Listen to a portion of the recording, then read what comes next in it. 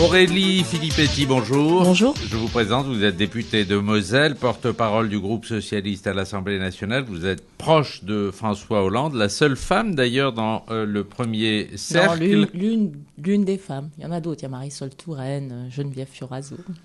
Voilà. En tout cas, vous êtes celle qu'on voit le plus dans son entourage. On va parler avec vous de l'actualité. On va revenir sur le débat des primaires de jeudi soir. Mais d'abord, la fête de l'humanité, hier et aujourd'hui, à la Courneuve. On a vu Royal, on a vu Aubry, on a vu Montebourg s'afficher aux côtés de Jean-Luc Mélenchon. On n'a pas vu François Hollande, votre candidat. Non, mais c'est pas non plus un passage obligé, parce que François Hollande, il y est allé très souvent à la fête de l'UMA, notamment quand il était premier secrétaire du Parti socialiste. Et bon, comme les communistes n'ont pas souhaité prendre part à nos primaires, ce n'est pas non plus une étape obligée. Les électeurs communistes, front de gauche, qui veulent participer aux primaires, ils choisiront leur candidat, non pas parce qu'il sera allé ou pas à la fête de l'UMA, mais en fonction de sa capacité à battre Nicolas Sarkozy. Mais moi, en tout cas, j'y vais à la fête de l'UMA tout à l'heure, puisque je participe à une table ronde sur la culture et la gauche. Mais si on se projette déjà sur l'avenir, deuxième tour de la présidentielle en 2012, on peut se dire comme le rassemblement à gauche va être un exercice d'équilibre un petit peu délicat. Bon, là, on a bien vu Pierre Laurent, le patron du PCF, qui a dit tout de suite après le débat qu'il était temps que les candidats de chez vous, les candidats socialistes, viennent à la fête de l'UMA pour s'imprégner des idées de la gauche. L'air de dire, ils n'ont pas d'idées de gauche. Et puis de l'autre, on a Mélenchon, lui, qui dénonce le nombrilisme des candidats socialistes, qui se placent dans leur huis clos, dit-il. Bon, alors comment vous allez faire ? C'est pas un huis clos, puisque précisément les primaires, elles sont ouvertes. C'est des primaires citoyennes où on invite tous les Français qui se reconnaissent dans les valeurs de la gauche à participer à la désignation de notre candidat. Et ça, c'est le 9 octobre, je le rappelle. Maintenant, François Hollande n'a pas besoin d'aller à la fête de l'UMA pour s'imprégner des idées de la gauche, puisque il a été premier secrétaire du PS pendant 11 ans. Il est l'un des candidats à la primaire socialiste, et il défend évidemment les valeurs de la gauche. Je considère, moi, qu'on n'a pas besoin d'aller courtiser ou d'aller d'aller faire un tour à la fête de l'UMA juste pour essayer de récolter des voix pour la primaire. La démarche des primaires, c'est une démarche honnête qui s'adresse à tous les citoyens de gauche, qu'ils se fassent leur idée sur ce qui s'est passé lors du débat télévisé, sur les idées, les arguments développés par chacun des candidats, qui choisissent, qui viennent voter. Encore une fois, je considère que c'est pas en allant à la fête de l'UMA qu'on fait le mieux campagne pour développer ses idées. C'est pas comme ça qu'on doit convaincre les électeurs. Je comprends bien, mais c'était pas tout à fait ma question. C'était comment vous allez vous y prendre pour rassembler tout le monde. Ça va être difficile parce que visiblement, il y a quand même beaucoup d'écart entre vous, les communistes, Mélenchon et les centres, et certains centristes, les écologistes justement aussi. Mais je crois pas que ça sera très difficile, parce qu'il y a quand même une chose qui nous unit tous, c'est quand même le désir de faire changer la politique dans ce pays et de battre Nicolas Sarkozy. Moi, je considère que François Hollande, c'est le mieux à même aujourd'hui de battre Nicolas Sarkozy à gauche. Voilà. Donc, je crois qu'entre le premier et le deuxième tour de la présidentielle, tous ceux qui veulent battre Nicolas Sarkozy se reconnaîtront dans François Hollande, si c'est lui qui est le candidat socialiste désigné par la primaire du 9 octobre. Ça, c'est une force puissante quand même. Et puis, bien sûr, la régulation économique, davantage de démocratie. Mais je crois que le PS est exemplaire, vraiment. Je crois que c'est le PS qui a inventé la chose la plus novatrice aujourd'hui en matière de démocratie, qui s'appelle les primaires citoyennes. On est les seuls à faire ça. Et les écologistes, on l'a vu, eux, ils ont fait une primaire fermée. Il y a uniquement les militants verts et les coopérateurs d'Europe Écologie qui pouvaient voter. Donc c'est un corps électoral très restreint. Nous, on choisit d'ouvrir. On prend un risque, on fait un pari, c'est celui de la confiance faite aux citoyens. C'est comme ça qu'on peut faire bouger les choses. Alors, on sort précisément de ce premier grand débat télévisé. Pour vous, c'est un exercice réussi. Est-ce que ça a légitimé le processus? Est-ce que ça a conforté l'utilité des primaires, parce que il faut bien reconnaître que le dernier coup, c'était plutôt une machine à perdre. Non, la machine à perdre, c'est qu'en fait, après les primaires, la dernière fois en 2006, les deux candidats qui avaient été battus et certains de leurs équipes n'ont pas fait l'union derrière Ségolène Royal qui avait été désignée. Et donc, c'est comme ça qu'on a en fait alimenté les arguments de la droite, qui a repris, qui s'est plu à reprendre en fait des arguments qui avaient été avancés par des camarades socialistes pendant les primaires la dernière fois. Je crois que ce qui s'est passé cette semaine à la télé montre que cette fois-ci, on est tous unis et déterminés à gagner. Oui. Il y avait une grande solennité dans cet exercice, parfois un peu de timidité, c'était parfois même un peu maladroit, mais c'était précisément parce que chacun des 6 candidats était imprégné de l'esprit de responsabilité, chacun sachant très bien qu'à partir du 16 octobre, on est tous ensemble pour faire campagne. Et le moindre mot de travers qui sera prononcé par l'un de nous sera immédiatement récupéré par la droite et agité pendant toute la campagne présidentielle, la vraie campagne présidentielle. Vous prenez aussi le risque, c'est vrai, de faire voir certaines divergences. On l'a vu pendant le débat, notamment sur les déficits, le cannabis, le nucléaire. C'est un petit risque que vous prenez là aussi. Oui, mais c'est un risque que je trouve qu'on doit assumer, parce que c'est un beau risque. C'est celui encore une fois, c'est la vie politique, c'est la noblesse de la vie politique. Même au sein du même parti ou avec le PRG, évidemment, il y a des divergences entre des gens, entre des personnalités. C'est comme ça d'ailleurs qu'on arrive ensuite à faire émerger un programme qui reflète un peu les divergences qui se passent au sein de la gauche elle-même, au sein de la société elle-même. Et je trouve que le fait de dire, on assume le fait qu'il y ait des divergences, mais finalement quand même assez circonscrites à certains sujets, et pas des divergences de fond sur l'analyse, par exemple, de la nécessité d'une régulation de la mondialisation, d'un changement du modèle énergétique de manière tout à fait radicale, d'une meilleure démocratie. Enfin, ça, c'est quand même les grands piliers de notre vision du monde.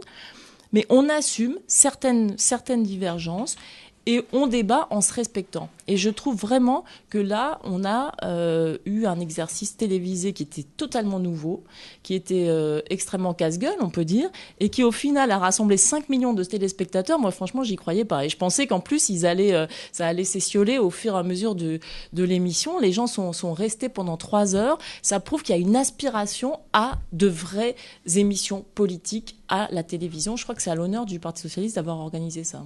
Alors, à qui ce débat a-t-il profité ? Qui en est sorti gagnant ?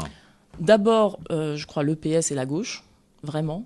Les primaires elles-mêmes. Moi, j'ai toujours été partisane des primaires, mais alors ça me fait très plaisir parce que là, on le sent avec l'audimat et on le sent aussi, chacun dans nos circonscriptions. Moi, je l'ai senti en Moselle. Les gens s'y intéressent et je pense que ça va être un succès, ces primaires. Donc, c'est d'abord le PS dans ce nouvel exercice des primaires qui en sort renforcé. Et puis, moi, je considère que François Hollande, il a fait la preuve de son autorité, d'une stature présidentielle et qu'il était au-dessus des autres, même si on avait 6 bons candidats. Moi, je considère qu'il a vraiment affirmé une autorité, une maîtrise et une certaine sérénité aussi qui font de lui le mieux à même de gagner en 2012. Quand vous parlez de débats réussis, de primaires qui vont être réussis, vous voulez dire que, d'après vous, ceux qui vont aller voter, ce ne sont pas seulement les socialistes, ça sera beaucoup plus large que cela. Vous avez espoir en cela? Oui, moi j'ai espoir. Je pense que beaucoup de gens, aujourd'hui, on le sent, il y a une curiosité vis-à-vis des primaires. On est interpellé par des gens qui nous demandent où sont les bureaux de vote. Et donc, ça va évidemment bien au-delà du cercle des militants socialistes. Ce sont des sympathisants de gauche, sympathisants socialistes, sympathisants de gauche, même des citoyens qui s'intéressent à la politique sans vraiment avoir une préférence partisane marquée au sein des différentes sensibilités de la gauche ou écologistes, qui ont envie de choisir le candidat qui finalement sera le candidat du deuxième tour de la présidentielle. Et je pense que quand on fait le pari de l'intelligence des citoyens, quand on fait confiance aux citoyens, finalement ils nous le rendent bien. C'est-à-dire qu'il faut faire confiance aux gens pour que les gens aient confiance dans les politiques. Et c'est ça le pari de la primaire. Alors François Hollande, qui est votre poulain, en tout cas votre mentor, je cherche le mot, votre candidat. Mon candidat, on va dire. Votre candidat. Alors, Il n'a quand même pas vraiment répondu sur le manque d'expérience. C'est vrai qu'il n'a pas de responsabilité, qu'il n'a jamais été en responsabilité gouvernementale. Est-ce que ça n'est pas un handicap ? Bon, je pense que c'est l'argument qu'on va lui opposer pendant toute la campagne. Donc autant s'y préparer maintenant. Et on a des bons exemples quand même. On a Barack Obama, David Cameron, Angela Merkel. Tous ces gens n'ont jamais été ministres d'aucun gouvernement avant de prendre des plus hautes responsabilités dans leurs pays respectifs. Donc on voit très bien qu'il n'est pas absolument indispensable d'avoir été ministre pour pouvoir exercer les plus hautes responsabilités. On n'est pas obligé d'avoir été pour pouvoir être ou pour pouvoir devenir. Donc je pense que ce n'est pas un bon argument. D'autant plus que François Hollande, c'est pas non plus un perdreau de l'année en politique. Il a quand même été 11 ans à la tête du Parti socialiste.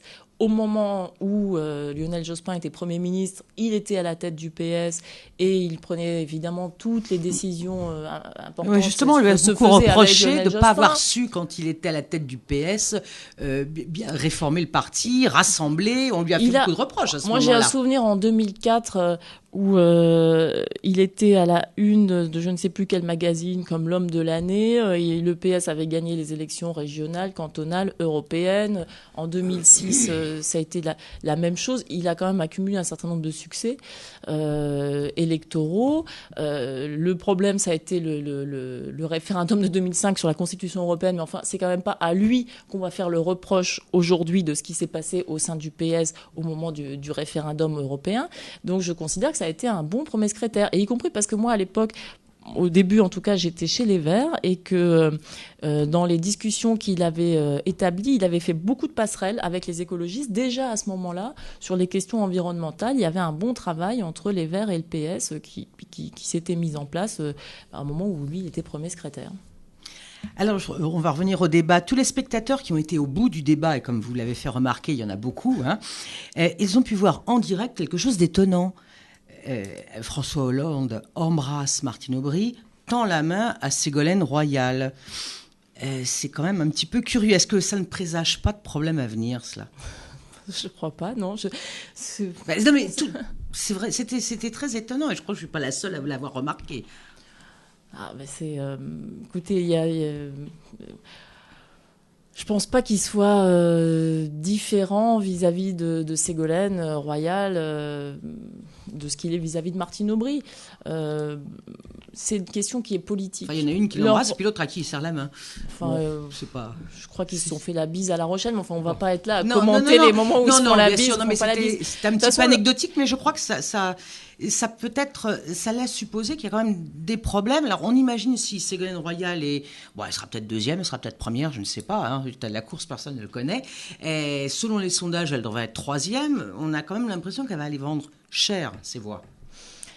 Le plus important, c'est qu'il y ait une énorme participation aux primaires et dès le 9 octobre, dès le premier tour. Après, on verra. On n'est pas dans une logique de négociation, de tractation, Mais vous qui la connaissez bien, Ségolène Royal, en 2007, vous la souteniez.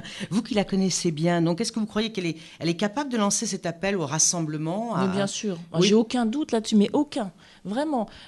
Ségolène Royal, c'est une femme politique. Donc, elle raisonne en politique et elle a toujours été socialiste. Il n'y aura aucun problème pour rassembler derrière le ou la candidate qui sera arrivée en tête. Quelle que soit la configuration, tout le monde sera uni. Ça, vraiment, je n'ai aucun doute là-dessus. Et donc, les relations entre les uns et les autres, ce sont des relations politiques. Et vous ne la soutenez pas cette fois-ci. Oui, comme beaucoup de socialistes, comme beaucoup de Français, on n'a pas forcément besoin des mêmes personnes à des moments différents de l'histoire. Ce qui s'est passé en 2006-2007, ce n'est pas la même configuration qu'aujourd'hui en 2011-2012. Et donc, moi, je considère qu'on n'est pas candidat à vie et qu'on n'est pas... parce qu'on a été une fois candidat, on n'est pas le candidat naturel la fois suivante. C'est, encore une fois, il faut s'adapter. D'où l'importance des primaires pour vous. D'où l'importance des primaires, exactement. Et puis, il faut prendre en compte l'actualité, les besoins, l'analyse de la société. Les choses changent avec le temps. Mais en même temps, les idées, elles restent. C'est ça qui compte. Les idées de gauche, progressistes, écologistes, elles restent. Alors, vous êtes député de la Moselle et à ce titre, vous êtes très inquiète de la situation d'ArcelorMittal à Florange. Il y a 10 jours, vous avez appelé Nicolas Sarkozy et le gouvernement à agir fermement contre la politique spéculative, avez-vous dit, de ce groupe industriel qui va recourir au chômage partiel à Florange. Est-ce que vous avez une réponse de la part du président ou du gouvernement ? Non, pour l'instant, aucune, si ce n'est un communiqué de presse d'Éric Besson disant qu'il s'était assuré qu'ArcelorMittal fermerait bien de manière temporaire seulement ses hauts fourneaux. C'est-à-dire circuler, il n'y a rien à voir. L'inquiétude que j'ai, c'est que ils ont fermé les 2 derniers hauts fourneaux de Moselle à Florange. Et ils prétendent que c'est une fermeture temporaire, mais ils ne prévoient aucun budget d'entretien des hauts fourneaux pendant les mois d'arrêt de leur activité. Or, des hauts fourneaux, c'est très fragile. Si on les arrête pendant longtemps, au moment du redémarrage, il y a un choc thermique qui peut considérablement endommager l'ensemble de l'installation. Donc, ne pas prévoir de budget, c'est pas grand-chose, c'est 2-3 millions d'euros, sachant qu'ArcelorMittal a fait 2,7 milliards de dollars de bénéfices rien qu'au premier semestre 2011. Donc, ce n'est pas un budget énorme par rapport aux capacités financières du groupe, mais même ça, ils ne veulent pas le provisionner. Et donc, on a des inquiétudes pour les 2000 salariés du site, pour les centaines de sous-traitants de Moselle et pour l'avenir de la sidérurgie en Lorraine. Et ce n'est pas seulement un problème lorrain, c'est aussi l'industrie en France. Et c'est l'échec de la politique industrielle de Nicolas Sarkozy, qui est patent dans toute sa gestion d'ArcelorMittal depuis l'affaire de Gandrange il y a 2 ans, où il avait promis que la scierie de Gandrange ne fermerait pas, jusqu'à cette année, la fermeture des hauts fourneaux sans aucune contrepartie. Vous savez, quand une entreprise demande du chômage partiel, il faut un accord de l'État, du gouvernement. Et nous, on demande à ce que cet accord soit conditionné à un budget pour l'entretien des hauts fourneaux. Ce n'est pas très compliqué, puisque l'État va payer une partie du chômage partiel. Il faut bien qu'il ait en contrepartie des garanties sur l'avenir de l'activité industrielle sur le site. Et bien même ça, visiblement, le gouvernement n'est pas prêt à l'exiger d'ArcelorMittal. Ça prouve quand même qu'en matière de politique industrielle, Nicolas Sarkozy, c'est beaucoup de paroles et peu d'actes, peu de succès. Alors Aurélie Filippetti, Dominique Strauss-Kahn va parler tout à l'heure pour la première fois depuis qu'il est rentré en France et même pour la première fois tout court depuis le début de l'affaire. Qu'attendez-vous de cette intervention ? Arnaud Montebourg disait l'autre soir qu'il souhaitait qu'il demande des excuses, qu'il présente ses excuses à la gauche. Est-ce que vous pensez la même chose ? Oui, je pense à peu près la même chose. Je pense qu'effectivement, sans doute que la seule chose qu'il aurait à dire, ce serait à présenter des excuses. Maintenant, je ne sais pas si... je ne sais pas du tout quel est son état d'esprit, donc voilà, je ne vais pas commenter une émission qui n'a pas encore eu lieu. Et vous pensez comme un Français sur 2, c'est le sondage du journal du dimanche, qu'il faudrait qu'il se retire de la vie politique, de la vie publique ? On va voir, on va écouter ce qu'il a à dire ce soir. Moi, je suis très soucieuse de la place des femmes dans la société, du regard qu'on porte sur les femmes. Je trouve que en France, on a encore beaucoup de progrès à faire dans la vision et la représentation des femmes, et que tout ce qui a été dit, ou beaucoup de choses qui ont été dites autour de cette affaire depuis le mois de mai, traduisaient quand même un certain archaïsme, un certain machisme qui malheureusement semble perdurer dans la société française. Nadège Pujac-Hermann. On peut parler de politique internationale. La semaine prochaine à New York, l'ONU devra se prononcer pour ou contre un État palestinien. Bon, on connaît votre intérêt pour la région. Vous, personnellement, comment vous vous situez ? Qu'est-ce que vous en pensez ? Je pense que, évidemment, il faut, enfin là, je pense, comme Parti socialiste, voilà, il faut qu'on aille vers 2 peuples, 2 États. Bon. Maintenant, est-ce que cette démarche est la meilleure solution, le meilleur moyen d'y arriver ? Sans doute pas. Parce que ça va poser certains problèmes à l'ONU, Le Conseil de sécurité, évidemment, on se heurtera à un veto des Américains, donc ça ne passera pas au Conseil de sécurité. En revanche, il pourrait y avoir une majorité en Assemblée générale de l'ONU. Et donc, ça va finalement créer des tensions qui, je crois, ne sont pas de nature à faciliter la reprise ou l'avancée de discussions entre Israéliens et Palestiniens. Donc, on le voit bien d'ailleurs dans les réactions, que ce soit les réactions françaises, européennes, tout le monde est partagé parce que, évidemment, si c'est aller vers une solution permettant la création d'un État palestinien, ce serait quelque chose de souhaitable, puisque nous souhaitons, encore une fois, 2 peuples, 2 États. Mais d'abord, il n'y a pas de position européenne. Il faudrait qu'il y ait une position européenne, qui ne soit pas simplement... Je crois qu'ils sont même très divisés, les Européens. Ils sont extrêmement divisés. Oui. Les Français, enfin par la voix d'Alain Juppé, on ne sait pas très bien exactement quelle va être la position française. Le président sera à New York mercredi. Voilà. Et je pense que... Est-ce qu'il y aura une position commune du Parti socialiste là-dessus ? Mais la position du Parti socialiste, c'est de dire on veut 2 peuples, 2 États. S'il y a une résolution, il faudrait qu'elle soit extrêmement modérée, il faudrait qu'elle garantisse bien évidemment la reconnaissance de l'État d'Israël, le renoncement à la violence, la garantie de la sécurité de l'État d'Israël. Il faut pas qu'on recule sur toutes les avancées qui ont pu être faites dans cette matière. Maintenant, c'est vrai que je comprends aussi que du côté palestinien, il y ait une volonté d'accélérer un peu parce que les négociations bilatérales sont bloquées depuis quelque temps. Donc Mahmoud Abbas, d'ailleurs, François Hollande a rencontré et ils ont bien sûr évoqué cette nécessité d'aller vers la reconnaissance d'un État palestinien à côté d'un État d'Israël en paix et en sécurité. Donc Mahmoud Abbas essaye là de jouer une carte tout en disant on dépose cette demande, sauf si d'ici là il se passe quelque chose. Donc il y a encore quelques jours pour que peut-être quelque chose se passe, même si le quartet là aussi visiblement est dans une impasse. Mais en tout cas, il faudrait qu'on arrive à une position européenne qui ne soit pas simplement une position d'un côté française. Enfin, il faudrait que les Européens arrivent à se mettre d'accord là-dessus, ce qui semble pour le moment extrêmement compliqué. Bon, il nous reste encore quelques minutes. Alors, je voudrais revenir sur un incident qui a marqué la semaine, l'explosion d'un four dans une installation nucléaire à Marcoule, dans le Gard. Vous êtes, comme vous le disiez tout à l'heure, une ancienne écologiste. Peut-être même, d'ailleurs, vous n'êtes anciennement ouvert. Je suis toujours, toujours écologiste. Je rectifie un petit peu ce que je viens de dire. Hein. Alors, pour vous, est-ce que cet incident, c'est le signal qu'il faut commencer à arrêter le nucléaire en France ? Comme les Allemands, d'ailleurs, l'ont déjà fait, hein. C'est le signal qu'il faut en tout cas renforcer considérablement les tests de sécurité qu'on fait subir non seulement aux centrales, aux réacteurs, mais on doit les faire subir à toutes les installations qui dépendent et qui sont autour à proprement parler, des sites nucléaires.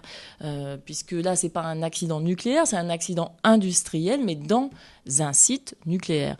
Donc d'abord, renforcer la sécurité et changer notre modèle énergétique, c'est-à-dire sortir de cette dépendance de la France à l'énergie nucléaire, puisqu'on est le seul pays au monde à avoir 78% de notre électricité qui est d'origine nucléaire. Il faut totalement renverser la tendance. Ça veut dire quoi ? Ça veut dire, au cours des 10 prochaines années, donc 2 mandats présidentiels, on va être ambitieux, fermer un certain nombre de centrales, fermer les réacteurs, soit parce qu'ils auront atteint une limite d'âge à définir, soit parce que les conditions de sécurité ne sembleront pas réunies pour ces centrales.